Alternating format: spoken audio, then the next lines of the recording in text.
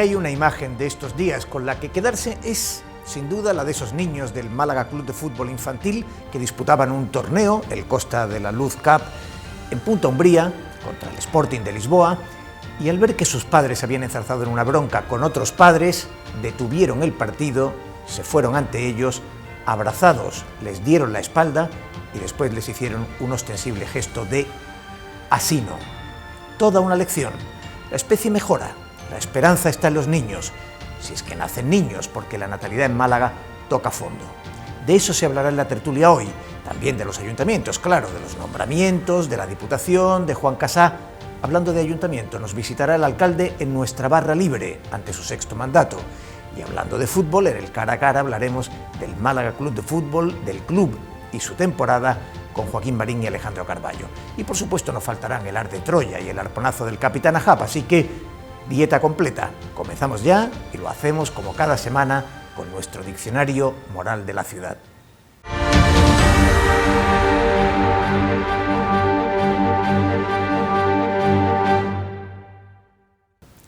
El cortoplacismo, tan característico del periodismo como de la política, en definitiva, tan característico de esta civilización del espectáculo, provoca, como se lamentaba Mafalda, que lo urgente siempre se antepone a lo importante. Y ese es un riesgo moral nada desdeñable. Los titulares volcánicos mandan en el relato de la realidad, aunque a menudo traten de naderías superficiales o de asuntos que en 24 horas se habrán olvidado. Viene todo esto a cuento de la tasa de nacimientos en Málaga, con la cifra más baja en los últimos 20 años. Ese es un asunto mayor. De hecho, el suicidio demográfico se ha colado en el debate intelectual y académico, a pesar de la política o el periodismo. En España hay más defunciones que nacimientos desde hace algunos años. En Málaga aún se mantienen a la par, pero el pasado año se contabilizó un 7% menos de nacimientos que en 2017 y un 30% menos que hace 10 años. La tendencia es terriblemente inequívoca. Una sociedad envejecida, más aún que el resto de la vieja Europa, pone en peligro su futuro. Las sociedades mayores se vuelven conservadoras, no solo en sus ideas, y adoptan mentalidades defensivas desentendiéndose de la innovación o de la creatividad. Como dice Antonio Garrigues Walker, particularmente preocupado por este fenómeno, se pierde garra, curiosidad intelectual, sentido del riesgo, ambición. Un desastre, en definitiva, que en efecto pone en peligro el futuro. Hace 10 años, Málaga alcanzaba una punta excelente de nacimientos, un 30% más que ahora. Sí, un 30% más en 10 años, con datos similares al baby boom de los 70. ¿Qué ha pasado desde entonces? La crisis, claro está, la inestabilidad laboral y la marcha de los inmigrantes que habían llegado aquí buscando una oportunidad. Y esa inestabilidad laboral afecta sobre todo a las mujeres, para las que difícilmente cabe plantearse la maternidad. Que tener un hijo pueda ser una decisión catastrófica para la carrera profesional de una mujer es una injusticia, pero además se trata de una catástrofe social. La miopía es un lastre moral. Enfocar solo lo más inmediato, pero tener dificultad para ver a cierta distancia, anula la capacidad de mirar la realidad con perspectiva. Por eso, en efecto, lo urgente se antepone a lo importante y por eso apenas se aborda este desastre demográfico, mientras se despilfarran energías en batallitas localistas de boina y campanario o en vanidades inútiles. El viejo canciller Bismarck decía que un político piensa en las próximas elecciones y un estadista en las próximas generaciones. Aquí, de hecho, ya solo se piensa en el titular de mañana y en los clics de las redes.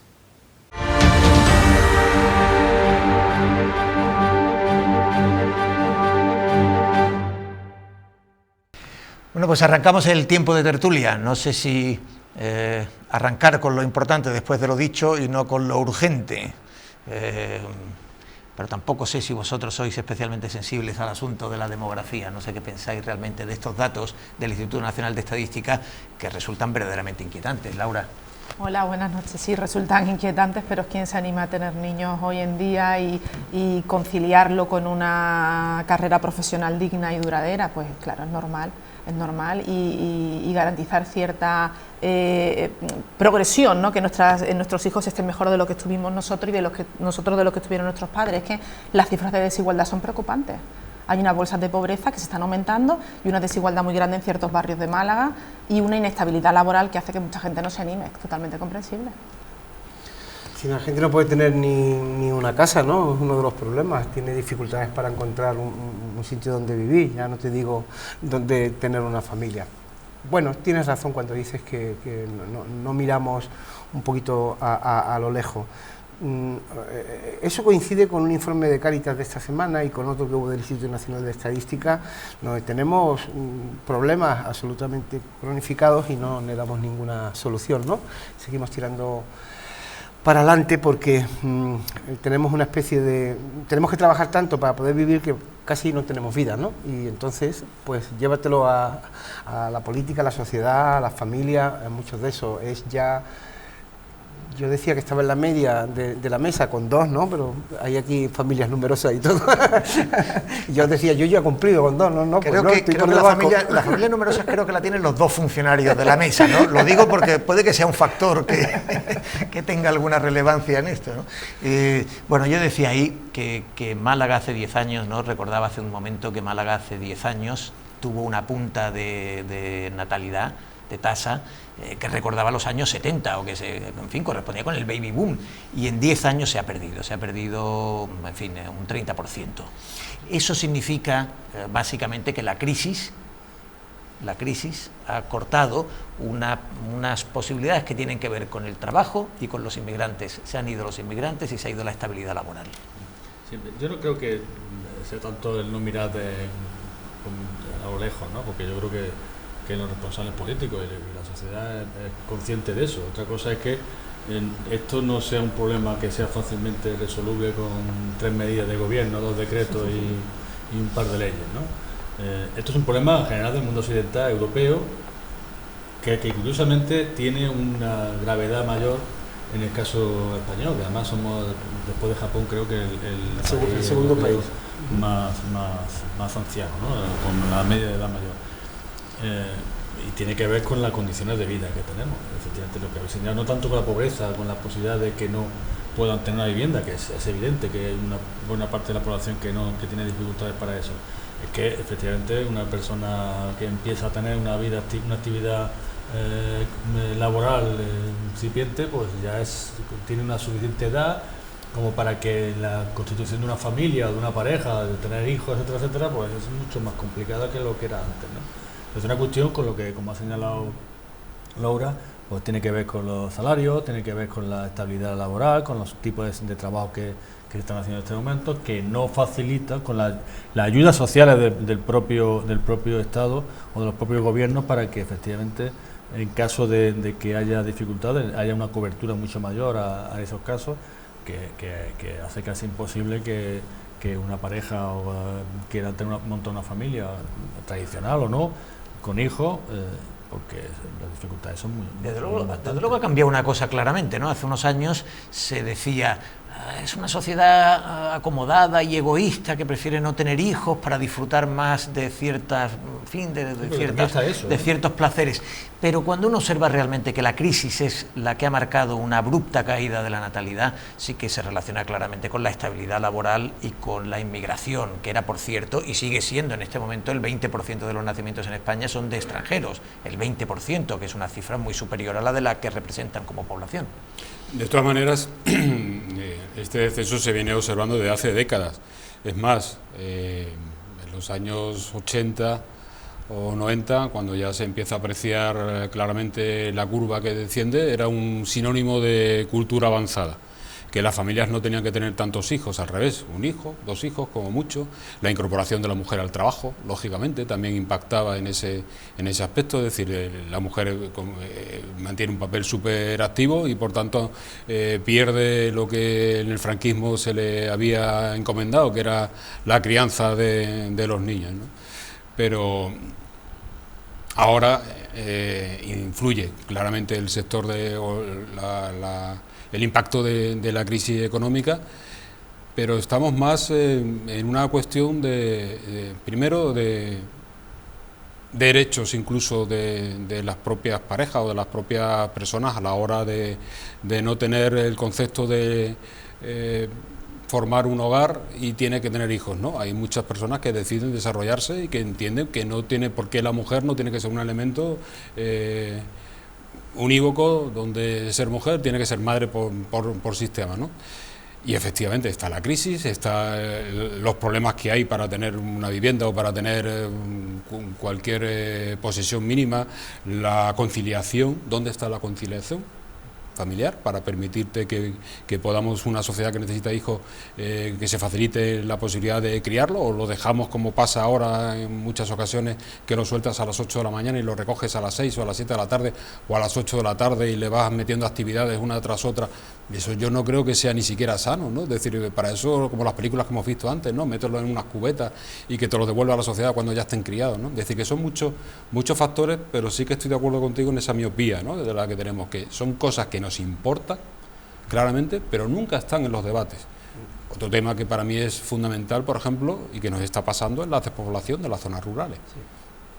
Tampoco lo vemos nunca en los debates, de vez en cuando un estudio, ¿no? Por cierto, un gran debate de Antonio, un gran discurso de Antonio Maillo la semana pasada en el Parlamento andaluz a propósito de la Andalucía vaciada o de la Andalucía interior. No se ven en los debates porque no tienen una solución única y fácil. Y por eso, pues nadie puede decir, yo voy a solucionar este asunto. Asociado a las pensiones, que es una de las... Claro, pero hay tantas cosas asociadas. Y al otro gran problema de esta sociedad, no solo en España, en Europa, la cantidad de personas mayores que viven solas. Además. O sea, la gente se hace mayor, tenemos unos niveles de vida muy altos, ¿no? Los porcentajes altísimos, pero la gente vive son sola, problemas, ¿no? Reales. Esos son los problemas reales. José Manuel, te añado un factor, digo, que me interesa especialmente. Tenemos ahora mismo un partido como Vox, que está siendo especialmente duro con la política de inmigración, pero que digamos, esto ha entrado en el debate político en general, sí. Cuando está claro que sociológicamente de esto, si algo se va a sostener, esas pensiones, si algo va a sostener el sistema para los próximos años, es la inmigración. Es decir, o esto lo compensan los inmigrantes. Así ha sido durante mucho tiempo, y las épocas de cierta prosperidad de este país han coincidido con un nivel muy alto de inmigración. Es la crisis, tú lo has dicho al inicio, todo se cae con la crisis. Porque la gente tiene un trabajo peor, porque se van muchos inmigrantes que vivían aquí, ahora no tienen trabajo. Y está, y lo que pasa es que dices vos, sí, también, y vos está planteando esa vuelta. Lo que pasa es que esto no es un problema de familia tradicional, es un problema de hijos, no de modelo de familia, ¿no? Y ahí se incluyen muchas cosas. Y de conciliación muy particularmente. Claro, eso es. Lo recordamos hace un momento, que para una mujer, para la trayectoria profesional de una mujer, pueda resultar catastrófico tener un hijo, ya de por sí dice mucho de una sociedad, ¿no? Es decir, que no, es que tener un hijo es una catástrofe para tu trayectoria. Lo sigue representando, ¿no? Tú decías que los que teníamos familias numerosas porque éramos funcionarios, algunas no somos funcionarias porque probablemente tener hijos ha retrasado nuestra carrera profesional. Entonces yo ahí reflexionaba sobre lo que decía Antonio, de que ahora hay parejas que deciden no tener hijos, por supuesto, pero la mayoría de las personas, de las mujeres que no tienen hijos, es porque no pueden, no se lo pueden permitir. Tener un hijo hoy te supone un retroceso en tu carrera profesional, en tu desarrollo individual, porque no hay políticas de conciliación, no hay flexibilidad en la jornada laboral, no hay ninguna garantía de que se fomente la coeducación y la crianza entre ambos progenitores.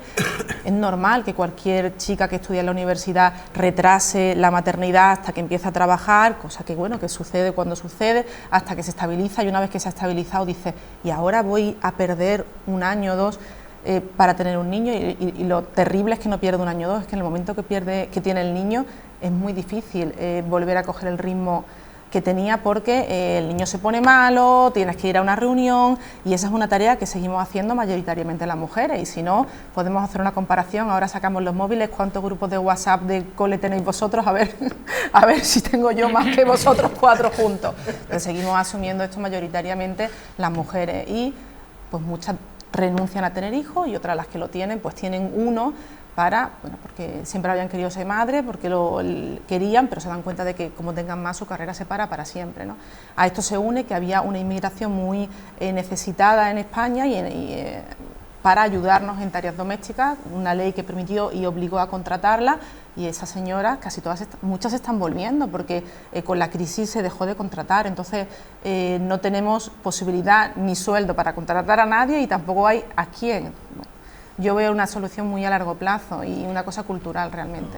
que el diagnóstico, el análisis lo tenemos claro, quiero decir, podemos hacerle más hincapié en el asunto de la conciliación, del acceso al trabajo, de si es más por problema de la inmigración, y podemos meter elementos que podemos darle más importancia o menos importancia, pero la cuestión es una cuestión puramente sociológica y no tiene una solución, no tiene una solución inmediata, como decía antes, de que con 3 decretos y 2 leyes se solucione esto.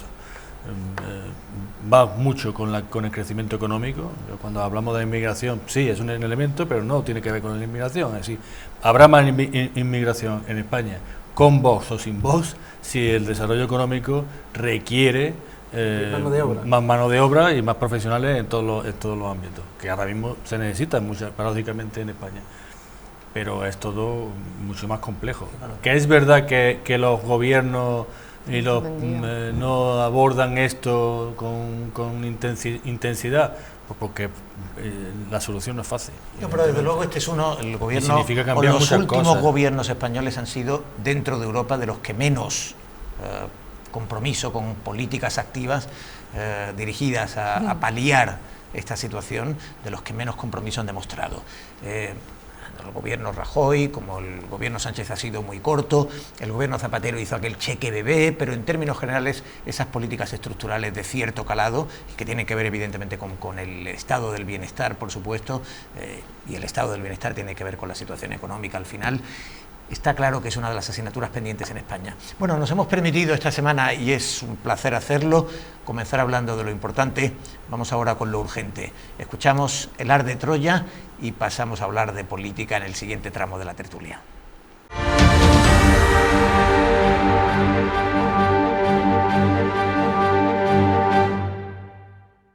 Torremolinos está en boca de todo el mundo. Y lo está porque una concejal, que supuestamente habría traicionado sus convicciones ideológicas, ha desequilibrado la elección del alcalde. Así al menos lo han intentado presentar de forma interesada algunos medios. En realidad, no es verdad que la concejala en cuestión, Lucía Cuín, se haya traicionado a sí misma ni a nadie. Ella parece tener las cosas muy claras y así lo ha estado expresando en los medios desde que su partido decidiera expulsarla. Al hacerlo, Vox le regaló la condición de no ser una tránsfuga, así que el voto de Cuín ya no era el de una edil elegida en la lista de Vox, sino el de una concejala no adscrita que había sido rechazada por ese partido. Algo debió hacer bien la pobre mujer. Tampoco es verdad que ella haya sido decisiva, o al menos lo ha sido tanto como el resto de los apoyos que tuvo Pepe Ortiz, con un pequeño matiz. El PSOE no mercadeó apoyos en Sevilla a cambio de sillones en otras administraciones, como hoy ha señalado desde Vox respecto a los cambalaches que perpetraron PP y Ciudadanos y en los que Bendodo se afanó tanto por meter a Torremolinos en favor de su amiga Margarita. Al final, en la capital de la Costa del Sol se impuso lo humano. ¿Y qué es lo humano? Pues muy sencillo. Lo humano es votar a quien no despierta sentimientos contrarios o animadversiones, como era el caso de Margarita del Cid. La candidata del Partido Popular acumula ya una carrera política de 20 años como concejal, secretaria general, diputada del Congreso y presidenta de la Mancomunidad. Así que la mujer de los 1000 cargos ha tenido muchos frentes dentro y fuera de su partido para cosechar multitud de cadáveres. El sentido común dice que la política tiene su base en las relaciones entre personas, y en Sevilla alguien debió pensar que podía ser lógico vincular a personas con una coleccionista de cadáveres. Se equivocó.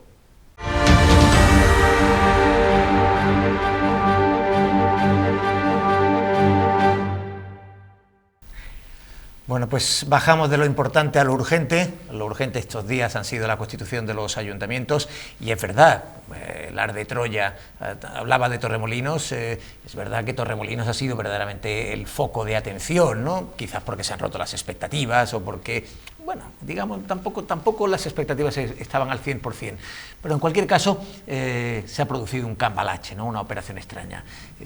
No sé qué pensáis. Torremolinos, desde luego, ha sido parte de Málaga siempre. Otra vez no voy a estar de acuerdo con Troya en este caso. Una semana más. Una semana más. No, una vez sí coincido.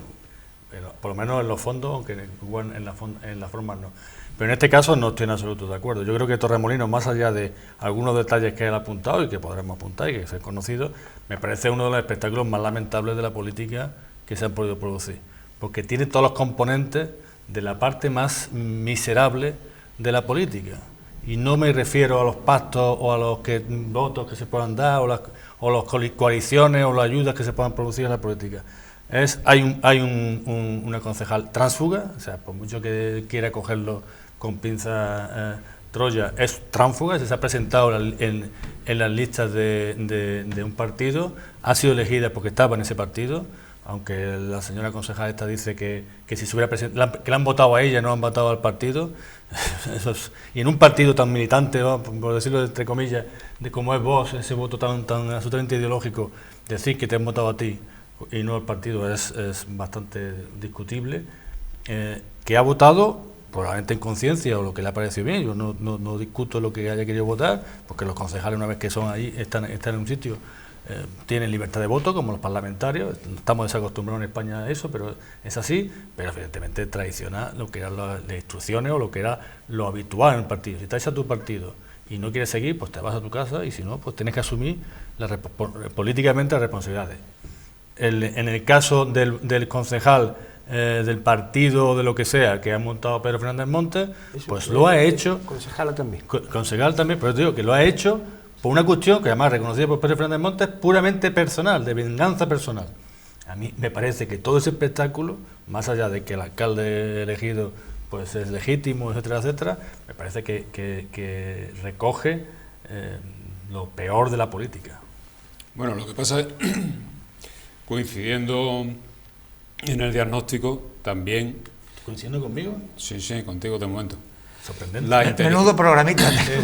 La inteligencia de los dirigentes políticos, a veces, la inteligencia política para prever cosas y casos, pues podía estar al orden del día. Entonces, si tú en el escenario que tienes en Torremolinos designas por parte de Elías Bendodo a su gran amiga Margarita del Cid como candidata al Ayuntamiento de Torremolinos por el PP, te podrías encontrar esto que ha ocurrido. Es decir, que iba a ser muy complicado que pudiera pactar con fuerzas como la de Por Mi Pueblo, desde luego no el tema de Vox, que eso es al margen, no vea como Vox como ficha a alguien que puede ser de Vox o votar al PSOE, es decir, que eso sí que es transversalidad total. Entonces ahí sí que no entiendo por qué en algunos casos, por ejemplo, en el caso de Vélez también pasa algo similar, es decir, mantienen al candidato del Partido Popular, lo mantiene en este caso un poco a contraquerencia, sabiendo que si o gana por mayoría absoluta o no podía gobernar porque, bueno, toda su campaña había sido criticar a los independentistas de Torre del Mar. Y en este caso, insisto, coincido con tu diagnóstico, pero podían haber sido, sí, no sé, a ver, prever, ¿no? Y deciden sus candidatos. Y en estos casos, bueno, en pues el caso de Torremolinos, pues los si vecinos de Torremolinos, curiosamente, han apoyado a la candidata del PP más que al resto. Hombre, Rafa, eso es así. entonces... Lo que pasa es que efectivamente, perdón, ya termino en este asunto. Lo que pasa es que efectivamente, si yo entiendo que se pueda producir pactos que nos puedan parecer absolutamente extraños, lo estamos viendo en muchos casos, y lo estamos viendo hoy mismo en Navarra, o lo hemos visto en Madrid. Porque hemos sido los periodistas. Lo que yo insisto es que no se trata aquí de pactos que tú llegues a un acuerdo con un partido que ideológicamente no puede parecer afín. En la Rueda de Andalucía han pactado PP y Podemos para echar o para cambiar al alcalde del PSOE. Eso, dentro de la política, que nos puede gustar más o menos, entra dentro de una cierta lógica. Lo que yo digo es que el transfugismo, el votar no por lo que han dicho los vecinos o en contra de los vecinos, por cuestiones puramente de venganza personal, no cuestiones políticas e ideológicas, me parece mucho más miserable que lo otro. Cuidado con las venganzas personales, que son así, pero ellos también han esgrimido documentos, papeles, donde cuestionan la honorabilidad incluso de la propia candidata, hacen referencias a deudas de la Seguridad Social, es decir, que bueno, cuando un partido político también dice que no puede votar un candidato y te muestra documentos diciendo que, mire usted, en estas condiciones a lo mejor el Partido Popular no tendría que haber presentado a esa candidata, y se presenta a esa candidata porque tiene una larguísima amistad, en este caso con el presidente provincial del partido, luego te pueden suceder estas cosas, es decir, que cuidado Cuidado con ese tipo de historias, porque a lo mejor sí que está claramente una venganza personal. Pero, aparte de la venganza personal, también ellos argumentan hechos que nadie ha refutado, aunque no se refieren a ella, se refieren a su matrimonio o a su marido, ¿no? Pero cuidado con este tipo de cosas, ¿no? Que se pueden entender también. Claro, yo quería matizar una cosa que has dicho, Rafa. Dice, la candidata del PP ha obtenido unos votos. Claro, pensamos que la concejala tránsfuga de Vox ha obtenido los votos por ser de Vox, pero Margarita del Cid ha obtenido los votos por ser ella. No, por ser del PP, entonces me he no, explicado yo más. Lo que quiero decir es que los vecinos han votado el partido ganador, en el caso del PP, y podía perfectamente eso haber llegado a acuerdos con otros partidos siendo minoritario, que eso dentro de la normalidad. La piel, ¿no? El vecino que conozca al alcalde, que lo valore, es crucial, es absolutamente crucial.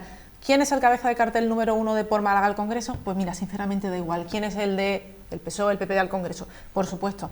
Pero ¿quién es mi alcalde? Sí se valora. Y en la capital tenemos muy claro que Paco de la Torre arrastra unos votos que están por encima o separados de las siglas del partido, ¿no? Lo que pasa en Torremolinos es lo mismo que está pasando en Mija o en otros municipios donde las pasiones personales se están anteponiendo a la sigla, a los programas. A mí me parece realmente lamentable. Pero que Lucía Cuín piense que los votos son el acta es de ella, pero desde luego podría haber sido cualquier otra persona, porque la gente ha votado la candidatura de Vox. Y el Partido Popular debería haberse pensado, y en eso coincido con Antonio, a quién ponían de cabeza de cartel en esos municipios en los que los pactos iban a ser determinantes, porque se puede encontrar con lo que se está encontrando. Y es que otros partidos en ese sentido lo que yo decía, el Partido Popular, como el PSOE, como cualquier partido, puede hacer lo que le dé la gana de presentar un candidato. En este caso, además, ese candidato ha sido el que ha recibido más votos que ningún otro. En este caso. Y en Vélez, que efectivamente, sí, por lo mismo, si me da igual, si yo no quiero decir, yo era por romper el acuerdo con Antonio. Quiero decirte que efectivamente, pues ahora el Partido Popular tendrá que ver si efectivamente acertó en la presentación de ese candidato o otro, en Vélez o en cualquier otro sitio, en Mija o lo que sea. Pero que eso no puede ser el núcleo de la discusión, a mi juicio, a la hora de analizar un hecho como este, que me parece, insisto, que aglutina lo peor de la política. Más allá de las cuestiones estratégicas, de pactos, de partidos, de cambalache, incluso con que yo te apoyo aquí y tú me apoyas en otro lado, que también ya es criticable a mi juicio también, pero entra dentro de una cierta normalidad. Aquí hay componentes absolutamente miserables. Enriquecedor democráticamente no es evidente. Aquí hay un aspecto absolutamente de venganza personal. Yo no tengo ningún complejo en decirlo porque es una obviedad. Lo que pasa es que estoy con Antonio en el caso. Es que cuando tú presentas a un candidato tiene sus aristas y sabes hasta dónde vas a llegar. Plantear que Margarita del Cid, encabezando la candidatura del PP en Torremolinos, si necesitaba los apoyos de un partido liderado por Pedro Fernández Monte, lo iba a conseguir, es ridículo, es absurdo, no iba a pasar eso y como realmente ha ocurrido. Y luego estas cosas de los tránsfugas y eso, yo no sé interpretar a esa mujer, pero a mí me llama un poco la atención, ¿no? Cada uno con su voto puede hacer lo que quiera, pero ha estado en el PP, se ha ido a Vox y ha terminado votando al PSOE. Quiero decirte que ideológicamente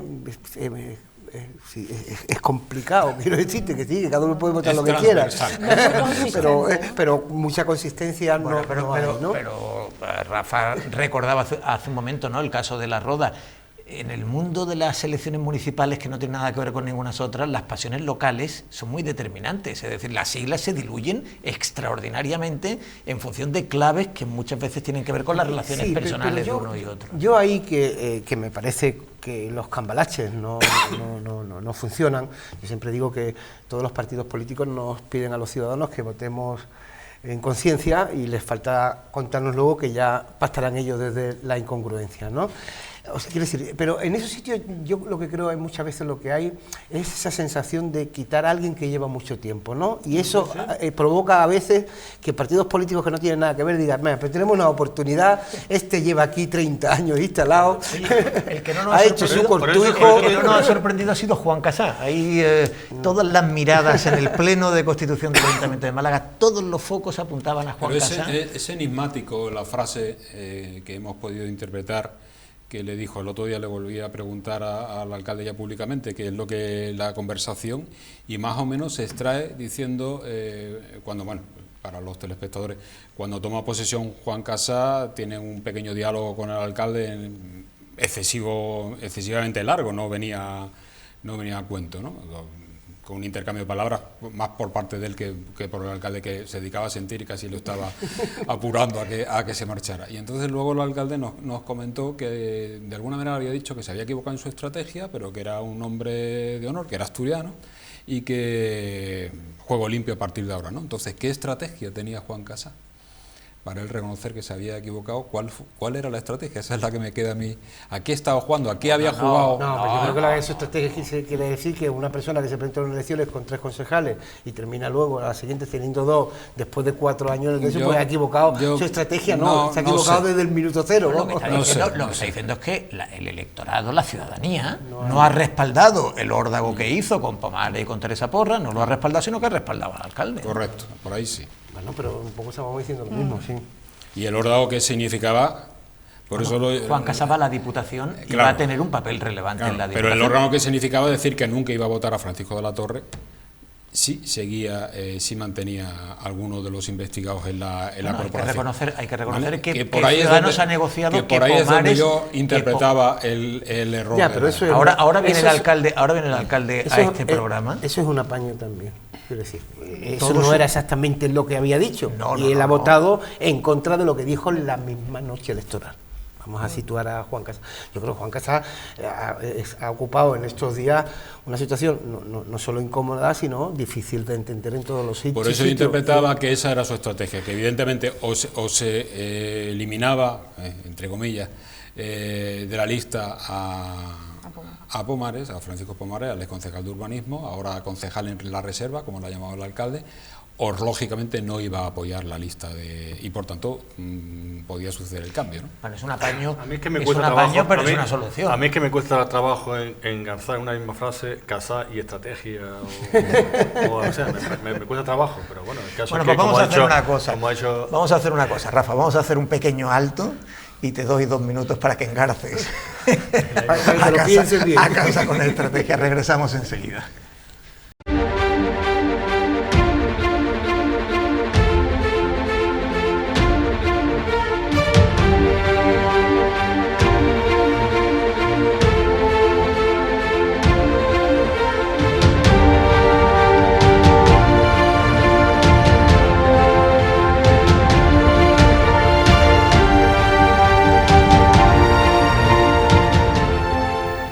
Bueno, vamos con el último tramo de la tertulia. Rafa, ¿has resuelto tu...? No, es que ya te digo que me cuesta trabajo. Bueno, pero las noticias o los indicios apuntan a que podría ser vicepresidente segundo de la Diputación y que podría tener, en fin, responsabilidades en cultura y turismo igual que en el Ayuntamiento. Eso es para apuntar en la idea de que las diputaciones igual muchas veces había que reconsiderar su papel y su... De construirlas, ¿no? Bueno, Ciudadanos se lo proponía hace 4 años. No, la disolución de la Diputación. Ya se les ha olvidado, porque les ahora... Les pasa a todos los políticos como con la Guardia Civil, ¿no? De repente cuando llegan al gobierno y ven la voz de la Guardia Civil, pues descubre la Guardia Civil, ¿no? Pues con las diputaciones pasa lo mismo. Cuando llegan los partidos nuevos se dan cuenta que las diputaciones efectivamente cubren un papel en la administración importante. Otra cosa es efectivamente toda la hojarasca que se acumula en la Diputación. Lo que cubren también es un hueco muy importante en el desarrollo interno de cada partido. Esa es la hojarasca que yo... Aparte de la agencia de empleo, es una manera de ir haciendo partidos por comarcas y por localidades. Sí, es una manera de controlar el partido, lo ha sido así toda la vida. Llevamos yo lo he dicho 30 más fino, pero años, los aparatos. Es decir, directamente, yo he asistido a un congreso del PSOE, donde entonces... Sí, ¿me quieres interrumpir? Sí, interrumpe. No, pero hiciste como periodista, ¿no? Sí, claro. Vale. No, tú que como que lo organizaba yo. No, las timbas no las organizo yo, pero yo creo que tú... Yo podría. Experiencia... Podría, sí. Experiencia transversal también tienes unas pocas, ¿vale? Pero no es cuestión de sacarlas aquí. Entonces, en un congreso del PSOE, directamente el entonces secretario, no sé si regional o provincial, yo creo que regional, Carlos San Juan, acusó al presidente de la Diputación de haber comprado los votos del partido con los ERE, con con el PER, con el Plan de Empleo Rural. Porque, claro, iban los ayuntamientos, dice, bueno, no llegan las ayudas al Plan de Empleo Rural. Bueno, pues espérate, que ya acaban de llegar bueno, directamente. El presidente amenazó con querellarse contra su propio jefe de partido, lógicamente. Bueno, el Partido nunca Socialista más. también está utilizando la Diputación, se habla, ¿no? Para Siempre colocar, ha utilizado la Diputación. Para colocar para la gente del partido. Esos son movimientos de ajedrez. Es decir, como tienen malos resultados, como premio a la Diputación, por ejemplo. Nefasto resultado del candidato del PSOE de la alcaldía de Marbella, el señor Bernal, que ya incide, ha sido capaz de perder una alcaldía por no conseguir, reincide, ha sido ya candidato después de ser lanzado desde un organismo público como la Mancomunidad de Municipios a COSOL, con todas las perspectivas, pésimo resultado, vamos, para salir huyendo, pues como premio va a ser candidato a la presidencia de la Diputación. Y luego han hecho un movimiento de protección, que es colocar a José Ortiz, al alcalde actual de Torremolinos, como suplente número 1 en la lista de la comarca de la Costa del Sol. No vaya a ser que... No vaya a ser que al final Pedro Fernández Monte cambie de opinión o salga Margarita Alcid y dimita. Bueno, no puede dimitir porque va a ir también a la Diputación seguramente, pero bueno, no vaya a ser que durante el mandato pase algo y entonces haya que cambiar, sacar a Margarita Alcid al Ayuntamiento de Torremolinos y al alcalde a la Diputación. ¿Y cuántos cuneros han ido en candidaturas por la provincia, en pueblo, para tener el puesto de diputado? En los dos partidos. Por Almojí, y a Laurín el Grande, por parte del PSOE. Es decir, pero eso sí, la Diputación es muy desde importante. Mi transversalidad y no desde el inmovilismo en el que está instalado el señor Méndez, me refería a que la Diputación es todo esto que estamos hablando, también es fundamental como estructura administrativa para pueblos y comarcas que si no existiera la Diputación difícilmente tendría un desarrollo. Y cuando hemos apuntado en el anterior bloque el problema que le has apuntado tú, curiosamente, de la despoblación de determinadas zonas, es evidente que las diputaciones tienen un papel muy importante y no podemos obviar eso de lo que estamos hablando. Que se han convencido hasta Ciudadanos, ahora cuando gobierno en conjunto se va a convencer más. ¿No? Y de hecho alguna vez lo hemos hablado aquí anteriormente, que era triste que el poder se conciba como un tablero en el que te apoyen el ayuntamiento a cambio de que tú me apoyes la Diputación, que por otra parte es así, y la Diputación ha ido ganando valor como pieza en esta estrategia, ¿no?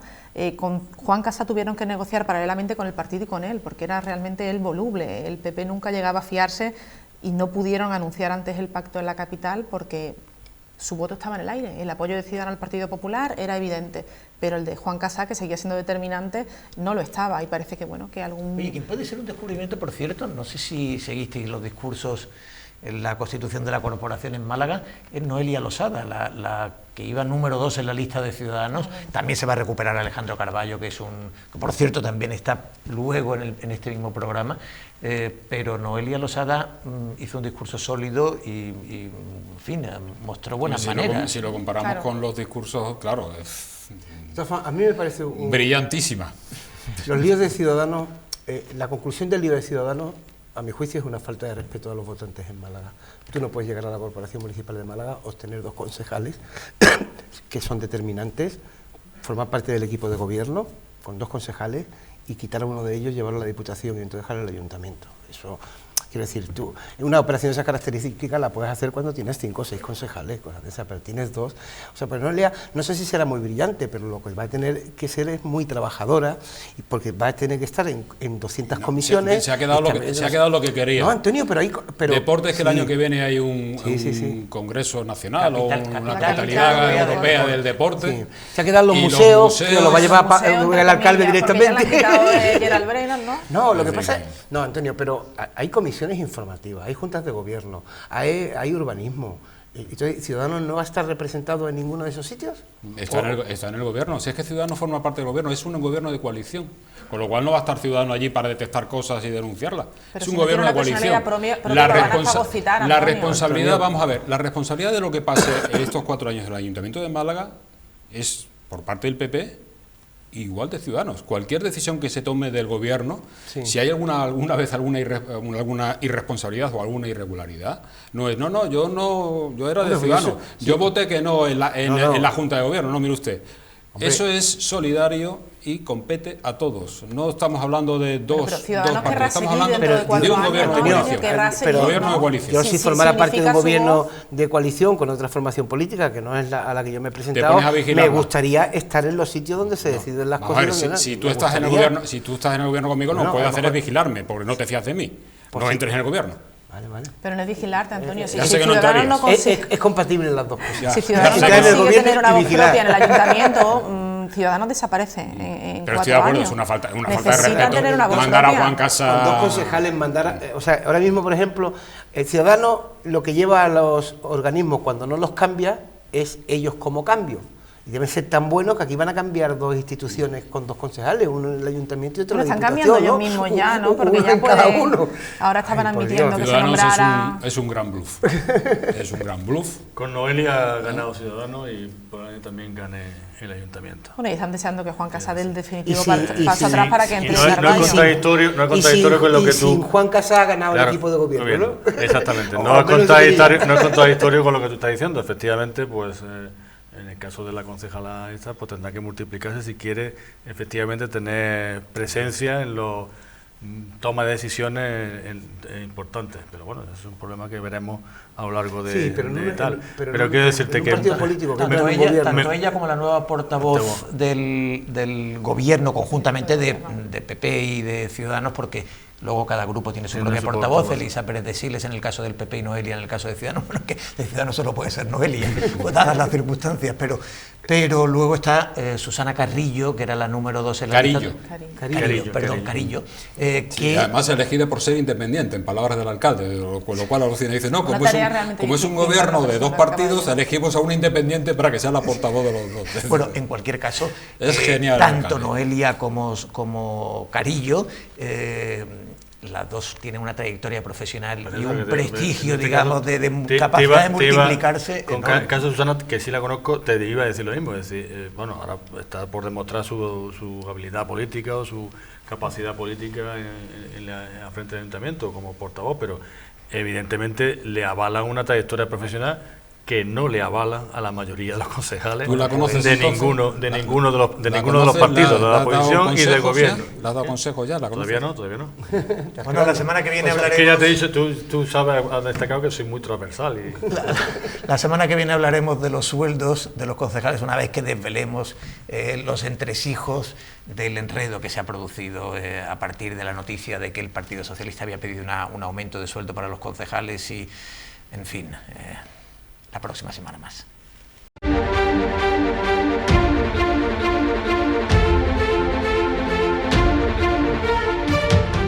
Es muy sintomático el hecho de que no haya habido ninguna foto, una fotografía, una comunicación. No es que confíen o no confíen, es que los necesitan para gobernar. El señor Casas sigue siendo un hombre de partido como lo fue en 2015. ¿Hasta dónde llega su lealtad? Los primeros meses de gobierno del Partido Popular han dejado entrever un De la Torre muy complaciente. Nos hemos encontrado a la cultura de Andalucía absolutamente en quiebra. Málaga capital, ahora mismo el triunfo va como un tiro. Pero tiene un problema fundamental. Puede morir de éxito. Málaga sabe hacia qué tiene que dirigirse, ha transformado la ciudad, le ha dado vistosidad. ¿Se ha quedado solo en el centro? Sí. ¿Hay que expandirlo? Sí.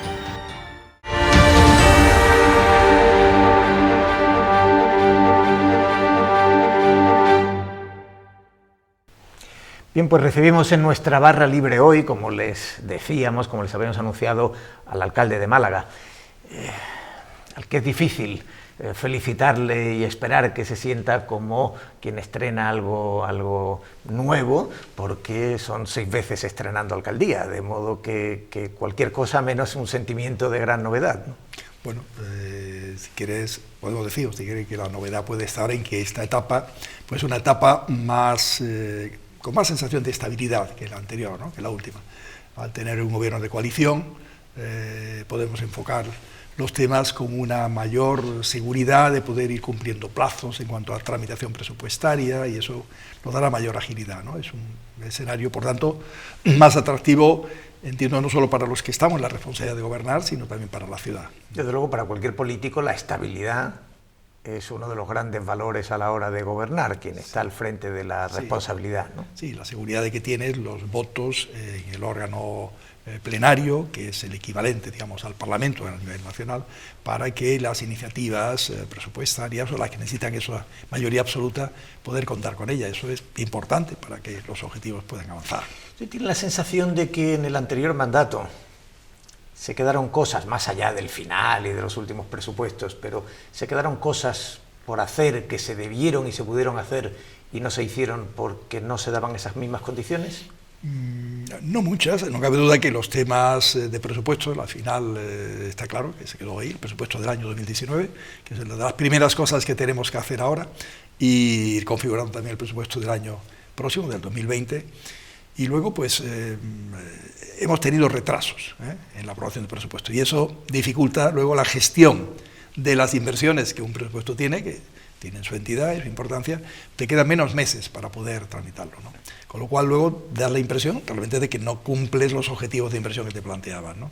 Y te obliga pues a recuperar luego vía el remanente del año, dificulta, hace más lenta la consecución de los objetivos. Esa es un poco la clave. Bueno, no se lo hemos dicho, pero felicidades, porque realmente es un éxito extraordinario ser alcalde de una gran ciudad, en fin, durante tanto tiempo. No es fácil, evidentemente, y algo tendrá cuando, digamos, en la Málaga votante de derecha se consigue unos resultados extraordinarios, pero en la Málaga votante de izquierdas consigue al menos una gran desmovilización del electorado. Es decir, que hay mucha gente que dice, bueno, no me meto porque yo diría, virgencita, que me quede como estoy, ¿no? Es decir, este alcalde está bien, este alcalde está bien, más vale no meneallo. No sé si esa es la sensación que tiene al hacer el análisis del voto. Hay algo de eso, puede valer como descripción. Esta vez, como coincidía con las elecciones europeas, se ve como efectivamente parte de votantes de otras fuerzas han optado en las municipales por la lista que tenían en ese momento el honor de encabezar, y dejando la papeleta de su partido en la municipal y sigue votando en las europeas, ¿no? Se compara y se ve, eso motiva mucho, es un gran estímulo a todos, ¿no? No solamente para mí, sino todos los que componemos la lista, que hemos resultado lista ganadora, en cuanto a hacer las cosas lo mejor posible, a motivarnos a trabajar aún con más fuerza, con más dedicación. Cuando ve la ciudad partida en dos, porque realmente en el mapa electoral se ve que está partida en dos, hay una parte pintada de azul. Es verdad que en un plano muy general, que si se hace un plano, digamos, más cercano, más macro, se podrá ver, por ejemplo, que en el Palo hay zonas pintadas de rojo, o que en el otro lado de Málaga hay algunas calles o algunos puntos pintados de azul, pero en cuanto se toma una cierta distancia, toda la Málaga del río hacia el este es azul, y del río hacia el oeste es roja. Esa evidencia, más allá de la sociología, ¿le hace pensar que hay algo que no se ha hecho bien cuando tenemos una ciudad dividida en dos mitades? Vamos a ver, no es un tema tanto físico o urbanístico, yo creo que es un tema sociológico que tiene que ver, para mí, en gran medida con el fallo que en materia de educación a lo largo de décadas ha tenido lugar en España. Yo creo que el elemento clave de progreso de un país, de una ciudad también, es la educación, conseguir que haya una educación sin fracaso escolar, una educación de la máxima calidad para todos, ¿no? Eso es esencial, ¿no? A efectos de tener una sociedad muy homogénea, ¿no? Y donde no haya ese tipo de zonificaciones, ¿no? de espacios que al final el nivel de vida, la capacidad de renta, de gasto, etcétera, y que va muy unida luego al bienestar que se tenga, va ligado evidentemente a la preparación, a la formación para el empleo, ¿no? La calidad del empleo depende de la formación que se consigue, y ese es el gran objetivo el cual hay que luchar, ¿no? Evidentemente, ¿no? Esos análisis urbanos o de mapa son interesantes, no cabe duda, pero no es tanto fruto de que aquí el ayuntamiento se vuelque y allí no se vuelque. porque si nos volcamos más en las zonas que gente más lo necesitan, ¿no? Que suelen ser barriadas o barrios donde hay pues más dificultad para tener unas zonas verdes y para poder situar algunos de los 400 y pico parques infantiles que tenemos en la ciudad, para poder situar instalaciones deportivas, porque a lo mejor en su momento no hubo reserva de suelo, porque fue una ciudad muy autoconstruida en ciertos distritos, ¿no? Recuerdo, por toda la torre para poder hacer la piscina y ahora una instalación de balonmano, tuvimos que al final expropiar suelo, porque como no había reservas, no había una planificación hace décadas, ¿no? Cuando se crecía esa zona, ¿no? Al final es la historia del urbanismo, pero sobre todo la historia de la educación, ¿no? Que está muy detrás de estos mapas socioelectorales o electorales que podíamos definir, ¿no? Al final se trabaja para todo, y yo trabajo más todavía motivado para aquellos que más lo necesitan, ¿no? Y trato de impulsar esos cambios en la educación. Curiosamente, en esta campaña, yo diría que más que nunca, sí. Hemos visto al Partido Socialista vertebrar completamente su discurso. También lo ha hecho adelante Málaga, el señor Zorrilla, pero el candidato del Partido Socialista, desde luego, ha vertebrado toda su campaña en torno a la idea de los barrios están abandonados, hay un centro privilegiado donde sí hay grandes inversiones, no hay más que ver, en fin, la estampa extraordinaria de la ciudad que atrae a tantos turistas del centro de Málaga, que se parece muy poco a la Málaga de los barrios, donde, en fin, evidentemente hay lo que alguna vez se ha dicho, una Málaga de segunda división, ¿no? Y ese discurso parece que ha funcionado por otra parte, porque el Partido Socialista también ha tenido un progreso significativo, ¿o no tiene esa sensación? Yo creo que no hay fundamento en el discurso.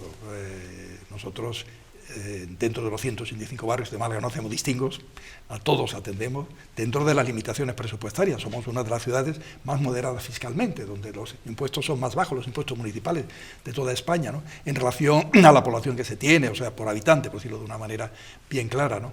Y lo que hemos hecho es, ya digo, dentro de las dificultades de cada una de las zonas, donde hay esos atrasos históricos que he explicado también por la falta de planificación, o por una planificación donde no se preveía en su momento, hace 40 años, 30 años, este tipo de equipamientos, situarlos, ¿no? Pero el esfuerzo en parques, en zonas verdes, en zonas para críos, en la zona también de gimnasia para toda la población correspondiente, bibliotecas, etcétera, está en los barrios de Málaga, ¿no? Las inversiones que hemos hecho, 2.600 millones de euros, es en los barrios, no se ha hecho en el aire, se ha hecho en la tierra, ¿no? Y en la tierra de una manera muy distribuida, y la recuperación o rehabilitación de barriadas física, que no corresponde a nosotros, sino la Junta tiene que haberlo hecho hace décadas, o poner ascensores, lo hemos hecho en toda la ciudad, en zonas concretas, ¿no? Yo recuerdo el esfuerzo en la zona de Miraflores de Los Ángeles, la zona de Nuevo San Andrés, Parque Sur, bueno, La Palma, la zona de la barriada de La Palma, en Palmilla, Virreina, el 13 de febrero, estamos ahora instalando ascensores, rehabilitando viviendas que llevan años sin poder salir de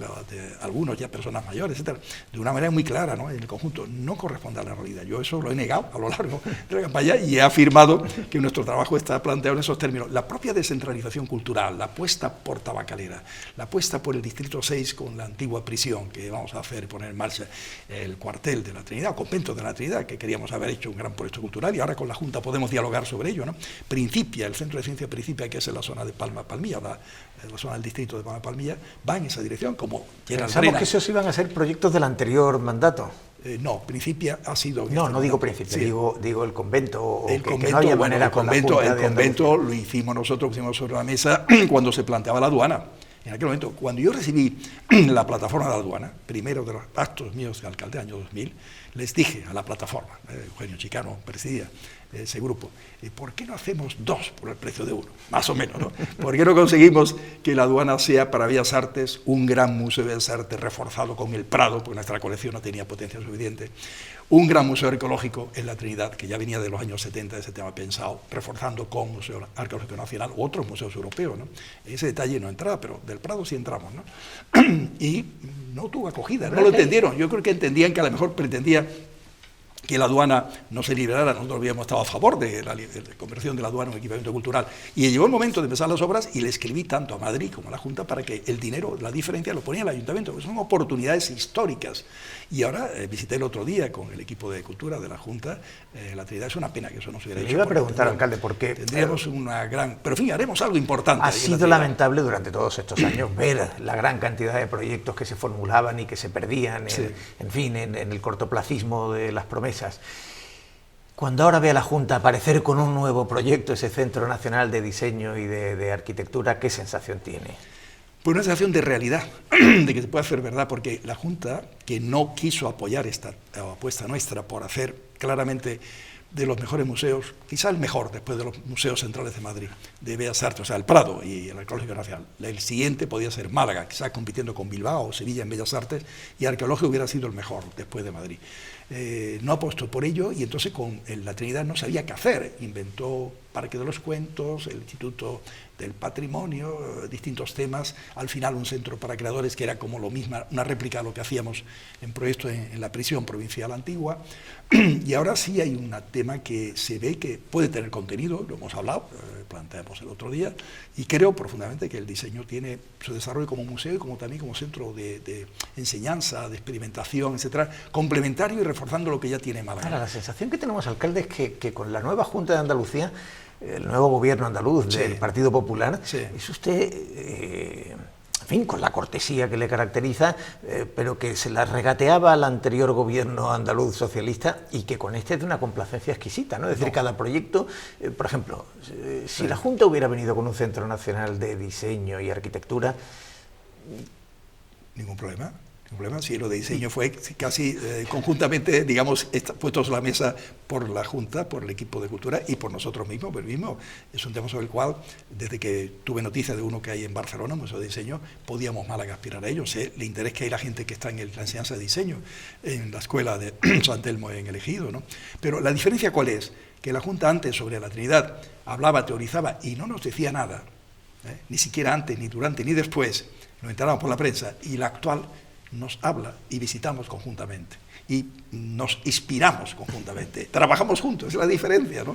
Pero la exigencia es la misma.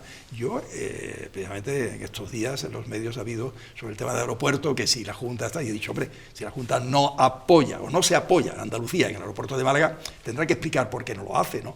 No bajo la exigencia, siempre creo que Andalucía debe de aprovechar la potencialidad de Málaga y por tanto no frenar a Málaga. Lo he dicho antes y lo digo ahora, en todos los casos. Bueno, pues será estupendo verle en este mandato con la estabilidad, aprovechando la estabilidad para que las exigencias a Sevilla sean grandes.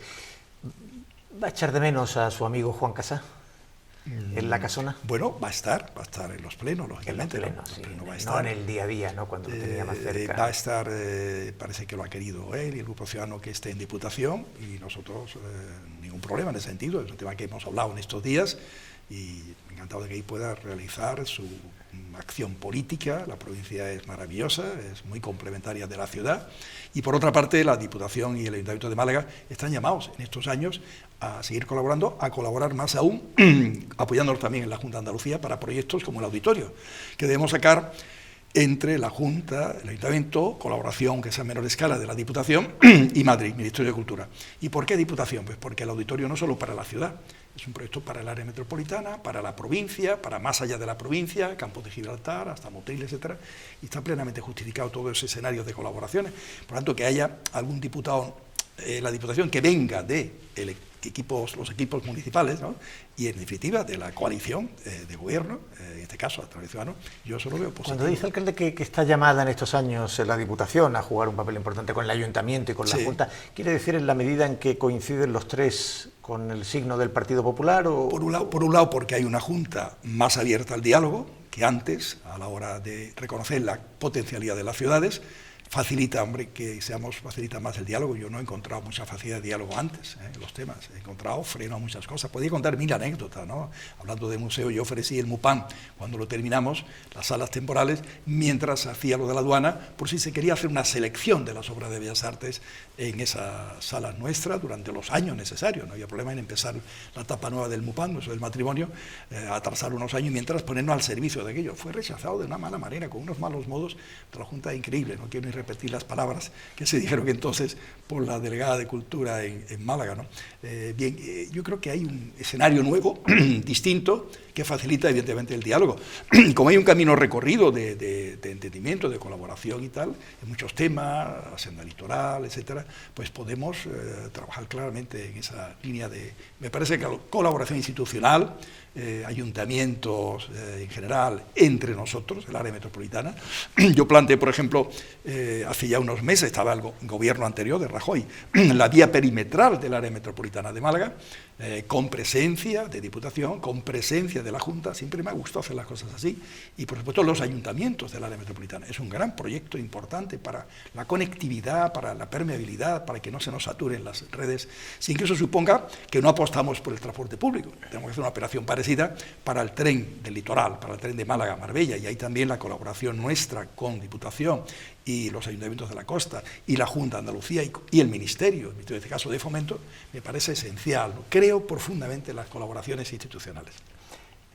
Bueno, yo los lamento por las localidades del PSOE que no entran en eso que me parece que fue Elías Bendodo, o el propio Moreno Bonilla llamó la Santísima Trinidad, localidades, diputaciones y Junta de Andalucía bajo el signo del Partido Popular. Los que sean del Partido Socialista no encajan. No, en este encuentro que yo he dicho estaba Ruiz Espejo, que era delegado de la Junta entonces, el Partido Socialista, los alcaldes de los municipios. Torremolinos es un ejemplo, como hemos tenido una relación en la etapa que ha habido un alcalde socialista muy fecunda de colaboración en muchos temas.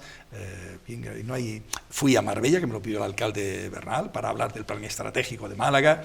Hemos hecho colaboraciones en todos los sentidos para ayuntamientos, y en el plano de las grandes ciudades hemos colaborado con Granada, Córdoba, entonces era del Grupo Partido Socialista, Sevilla, soy el alcalde Espada del Grupo Socialista, para la venta conjunta turísticamente de esas ciudades más significativas de Andalucía en los mercados lejanos. Desde luego, lo que no se puede negar, y se ha visto en el tratamiento mediático de esta campaña, es que el alcalde de Málaga se ha convertido en una referencia. No solo Málaga se ha convertido en un ejemplo en muchos sentidos de acciones de la gestión municipal, sino que el alcalde de Málaga se ha convertido en una referencia por los números de años y por el éxito electoral, pero se ha convertido en una... Le veremos en este mandato inaugurar un planetario. Es muy probable, porque es además una iniciativa privada, no nos cuesta dinero, tendrá que pagar algún canon, estará concurso, y eso es bueno para la ciudad, va a ser el más grande de España. Le veremos inaugurar la cárcel, la vieja cárcel. Es difícil que esté completa, pero yo espero que una fase pueda estar en esta... Bueno, es una obra complicada. Pero usted no ha descartado volver a presentarse, ¿no? Pero la pregunta era que este mandato no se me escape ahora y que me quiera plantear una segunda pregunta. Pero no lo descarta por completo, ¿no? El 2023 dijo un ya veremos. Pero sabe que es difícil, ¿no? Vamos a ver, en estos temas siempre se me ha planteado. El año 3 me planteó que iba a ser el 7, el 7 que iba a ser el 11, en el 11 que iba a ser el 15, en el 15 se repitió para el 19, y ahora yo lo comprendo, ustedes vuelven a la pregunta, ¿no? Y siempre he dejado la puerta abierta a tener fuerzas, ilusión, proyectos, etcétera. Estoy hoy lleno de fuerza, de ilusión, de proyectos. Yo espero que esto dure, todo este mandato, como es natural, pero llegará un momento en que habrá que reflexionar sobre ese tema. Y evidentemente, por razones lógicas, pues será más difícil que todas las circunstancias se den en plenitud, ¿no? Yo siempre tendré el objetivo de que Málaga digamos, consiga lo máximo, lo más posible. Si soy útil para ello, por mi parte si lo considero útil, y la gente lo considera útil, pues ahí estaré. Pero sinceramente es difícil. Desde luego es tentador inaugurar la gran exposición del año 26. Eso ya es exagerar. Lo que sí me gustaría con esa exposición, que es internacional, no es tan grande como la universal, es que es un proyecto precioso, donde la innovación, que es una de las grandes banderas de Málaga, se pone al servicio de los Objetivos de Desarrollo Sostenible, que es el gran reto que tiene el planeta para el año 2030, y se crearía pues una especie de escenario, no solo un escenario, sino una, digamos, coyuntura en que todo el mundo, no por la exposición, el reto es el 2030, lo que dice Naciones Unidas, pero es como examinarse, a ver qué se ha hecho y qué se puede hacer para juntos ser más eficaces, los países, las empresas, los centros de investigación, las universidades, los investigadores, en fin, el mundo también del tercer sector que tiene sus ideas sobre el tema, cómo organizar todo ese escenario, ese espacio, y Málaga se ofrece como una ciudad maravillosa para coger eso y para ser capaz de organizarlo, pero tiene que ser el gobierno de España el que se enamore de la idea y diga, con esta idea podemos convencer al Buró de Exposiciones Internacional que hay en París, para que efectivamente para esos años, que son los años previos al 30, podamos hacerla, ¿no? Bueno, pues, creo que eso es bueno, que es bonito, ¿no? Sí, sin duda. Lo importante es ponerlo en marcha. Quien esté entonces es lo de menos. Pues le deseamos suerte en este mandato, le deseamos suerte en este proyecto, en realidad en todos los proyectos, porque sin duda... En los grandes y los pequeños, también en los pequeños. Sin duda, una vez constituida la corporación, lo mejor que cabe esperar es que se cumplan todos los objetivos que estaban en en el programa electoral que la mayoría de ciudadanos, en definitiva, deseamos. Para eso es necesario que haya un marco económico que siga siendo positivo, favorable, que no decrezca el ritmo de la economía española, que haya un marco en general bueno, que esos temas de la educación, que tantas veces me oís hablar, se vayan mejorando, la formación profesional, la formación básica también, evidentemente, para que tengamos, por tanto, unas mayores posibilidades de empleo en esa materia. Pues lo dicho, alcalde, suerte. Nosotros seguiremos haciendo el trabajo de los periodistas, ese control cercano de la gestión. Como debe ser. Y en todo caso esperamos verle por aquí, por esta barra libre, antes de las elecciones del 2023. Encantado. Responderé siempre a las invitaciones que me hagáis. Muchas gracias, alcalde. Y no se vayan, que aunque el alcalde termine aquí, el programa no. A continuación, el arponazo del Capitán Ahab y un cara a cara sobre el equipo de fútbol de la ciudad. Quédense, que será interesante.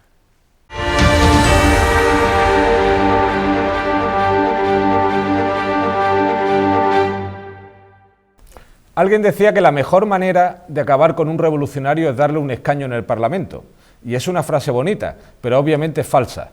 Para acabar con un revolucionario es más que suficiente con darle un puesto en la Diputación, al menos en España, donde tenemos tan solo dos tipos de partidos, los que quieren suprimir las diputaciones y los que ya han pillado cacho en las diputaciones. Pero empecemos por el principio, por las preguntas que todos nos hacemos con este asunto de los entes provinciales. La primera, por supuesto, es ¿para qué sirven las diputaciones? Y la respuesta es bastante obvia, para absolutamente nada. Lo cual nos lleva irremediablemente a la segunda pregunta. ¿Por qué no las han suprimido ya de una maldita vez? Y la respuesta es igual de sencilla. Para cargarte las diputaciones necesitas poder político, pero cuando tienes poder político ganas sillones en las diputaciones y entonces ya no quieres cargártelas. Lo que quieres es pegarte allí la vida de obispo con tus 50 mejores amigos.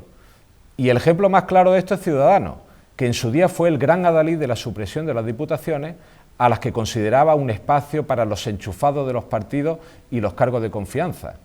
Las diputaciones provinciales son entes de dudosa utilidad, escaso control democrático y foco de corrupción, decían textualmente allá por 2016.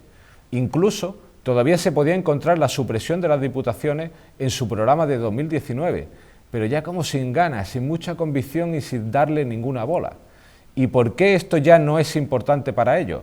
Pues simplemente porque ya pillaron cacho las diputaciones y pudieron empezar a usarlas como refugio para sus propios enchufados, sus propios defenestrados y sus propios cargos de confianza. ¿Dónde creen que irá Juan Casá tras su desastre en la alcaldía? Pues al mismo sitio donde fueron Marmolejo, Mercedes González o Maribí Romero al quedarse sin asiento. ¿Y por qué creen que Maribí Romero se presentó por Almojía? O lo que es lo mismo, ¿por qué no queda ningún partido con poder pidiendo la supresión de las diputaciones? Pues porque se han dado cuenta que hacen un grandísimo e inestimable trabajo por los pueblos, naturalmente.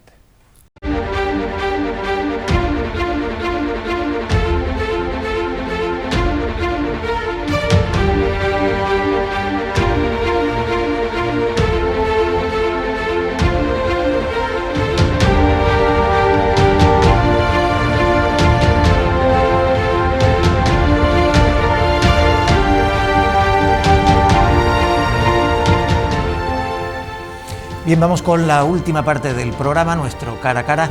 Esta semana nos queremos detener en un asunto quizá inhabitual en la agenda, al menos de este programa, en el fútbol, porque el final de la temporada del Málaga, del Club de Fútbol de Málaga, nos deja un sabor agridulce. Agrio en la medida en que no se han conseguido los objetivos y en que el regreso a primera estaba, digamos, en las ilusiones de todos, en la ilusión colectiva de la ciudad.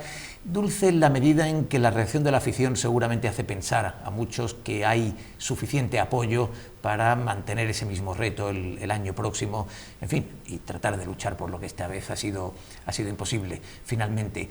El Málaga, el equipo de fútbol de una ciudad, de una gran ciudad, es también un asunto público, tiene repercusión en muchos planos y desde luego tiene una repercusión evidente en digamos, en el clima emocional, ¿no? en el tono sentimental de la población. Así que hemos querido convocar esta semana, en este cara a cara, a dos personas que teniendo actividad en el ámbito público, son además bien conocidos como aficionados del Málaga y a menudo han participado en tertulias. Uno de ellos es un periodista de una larga trayectoria. Así que, sin más, se los presentamos y damos pasos de cara a cara. El periodista del que les hablaba es Joaquín Marín, que más allá del nombre ilustre, tiene una trayectoria larga. En este momento es gerente de MAOS, de los empresarios de hostelería. Sí, señor. Pero, en fin, la trayectoria como periodista deportivo le avala. Muchas gracias, buenas noches, Teo. Bienvenido, Joaquín. Muchas gracias. Es un placer tenerte aquí. Y Alejandro Carballo, ex concejal de Ciudadanos, partido por el que seguramente volverá la gestión pública de inmediato en fin, estos días. Ha sido también alguien que se ha manifestado.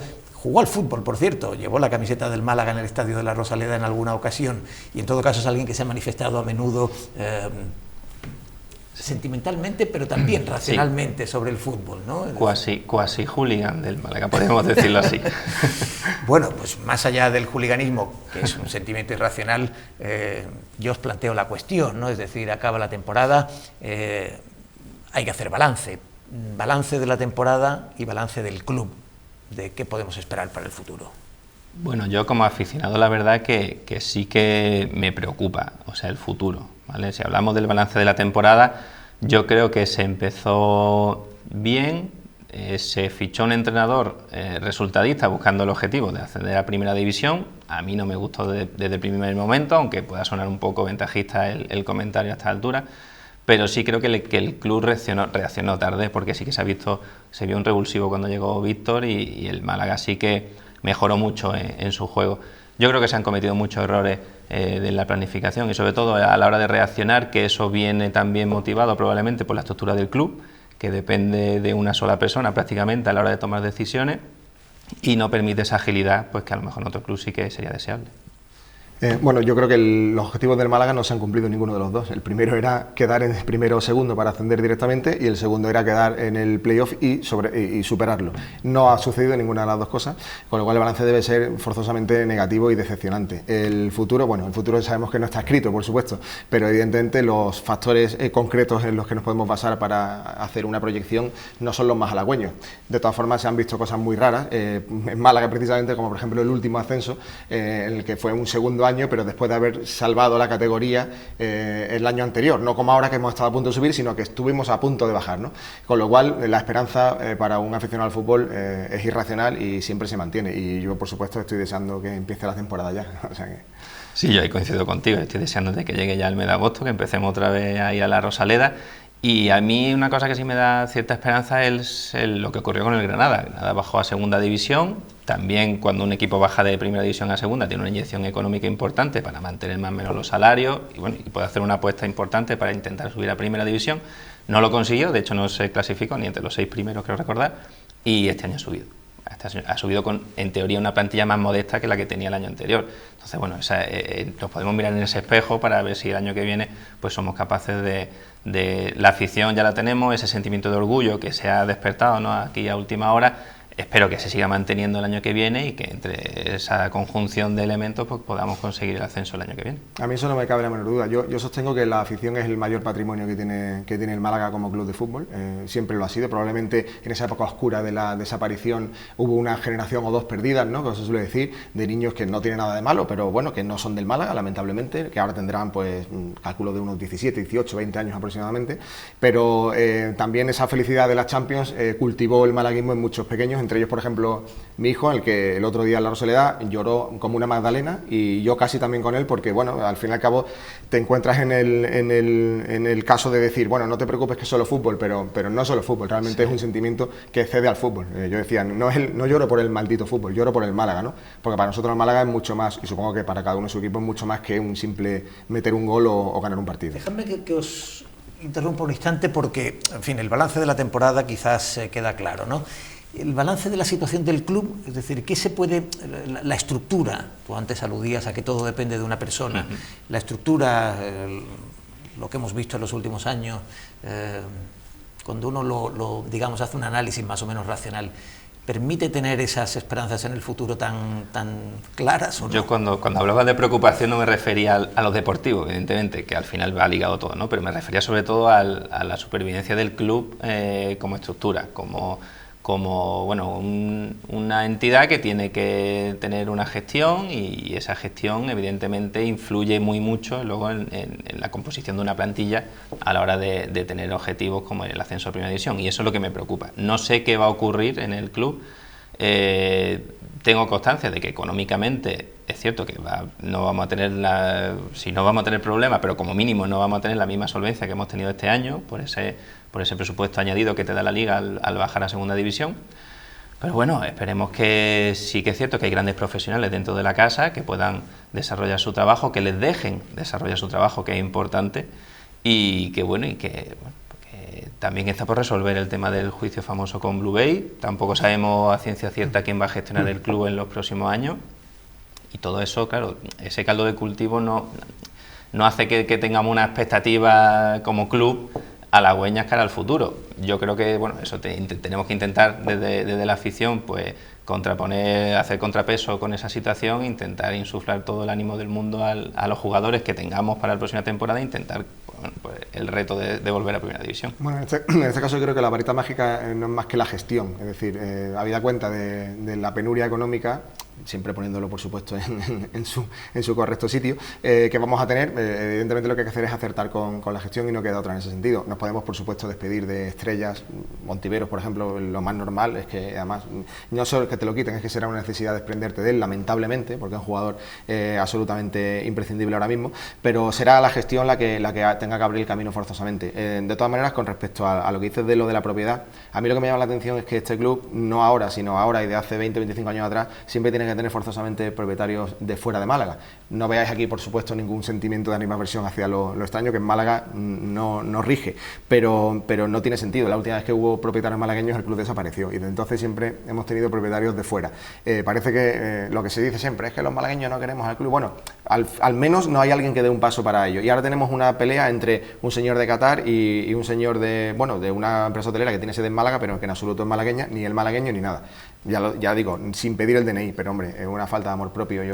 Yo sostengo que el pegado original de Málaga es la indolencia, y seguro que el fútbol es otra manifestación más. Fijaros que no he conseguido, hemos planteado a través de colegas que se dedican al periodismo deportivo, hemos tratado de encontrar alguna persona, en fin, con cierta relevancia que nos defendiera la gestión del Jeque, ¿no? Es decir, porque siempre es más interesante cuando un cara a cara de estos...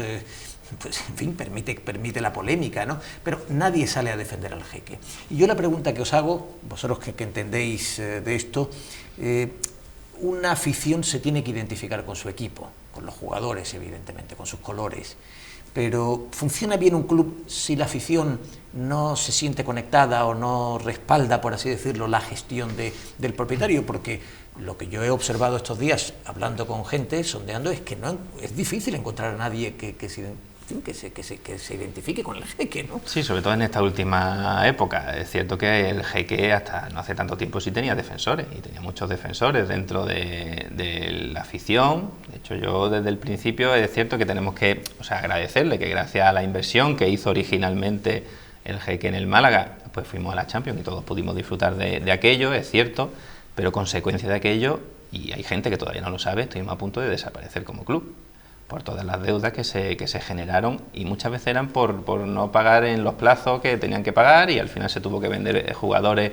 en un verano, cuando ya estaba una planificación de club hecha con unos objetivos, y todo eso se tuvo que ir cambiando sobre la marcha, y desde aquel momento todo ha ido de mal en peor, ha ido siempre en ese sentido, todo muy improvisado y todo cambiando sobre la marcha según las necesidades económicas que se iban viendo. Yo creo que eso puede cambiar. Hablábamos de malagueños dirigiendo el club. Yo lo único que pido es seriedad, y que si alguien viene, aunque sea de fuera, sienta esto como algo propio y que sea serio a la hora de gestionarlo. No, sí, a ver, yo no me refería en absoluto en que el Málaga debe estar en manos de malagueños, ni mucho menos, pero apuntaba la realidad de que en los últimos 20-25 años nunca ha estado en manos de malagueños, nunca ha podido estar, nunca ha querido estar, y llama la atención, pero por la indolencia nuestra, que es parte del culpable de que el Málaga, que es la sexta quinta ciudad de España, tenga un equipo ascensor y que haya tocado, digamos, en la gloria siendo mentira, porque realmente la gestión del Jeque nunca fue buena. Es decir, tú no puedes invertir 50 o 140 millones de euros sin tener en cuenta las obligaciones económicas que esa inversión te va a acarrear. Resultado, ventas aceleradas de auténticas figuras como Cazorla perdiendo dinero, etcétera, etcétera. Con lo cual la gestión nunca ha sido buena. ¿Que nos permitió ser felices al menos una vez en la vida? Bueno, hay otros equipos que nunca lo han sido. Con lo cual esa parte de agradecimiento siempre se la tendremos al Jeque. Pero la gestión nunca ha sido buena realmente, nunca jamás. Y yo prefiero ser pobre y vibrar con un ascenso, que es lo que podemos tener, que vivir una mentira que te ponga en riesgo además el club, ¿no? A mí hay algo que me llama la atención viendo los equipos de Sevilla, y es que sí que la propiedad, independientemente de que lo hagan mejor o peor, que han tenido, ambos equipos han tenido periodos mejores y peores, ¿no?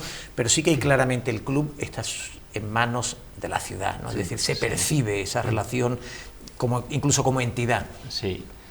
Por cierto, me han contado que en el Málaga ha habido también algún intento de alguna operación, alguna oferta que ha sido desatendida por el Jeque.